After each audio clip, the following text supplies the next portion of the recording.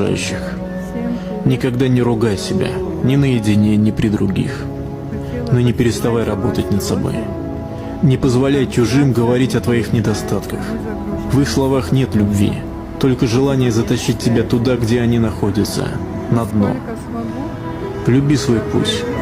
Проживи жизнь так, как ты хочешь, а не родители, товарищи, соседи.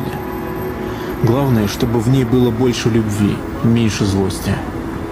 Не стремись к идеалу, его не существует. Заботься, оберегай и цени себя. Не волнуйся, если не получилось с первого раза. Это нормально.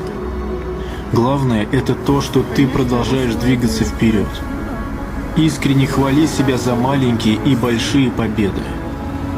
Не осуждай и не злись на себя. Попробуй узнать себя получше. Попробуй довериться себе.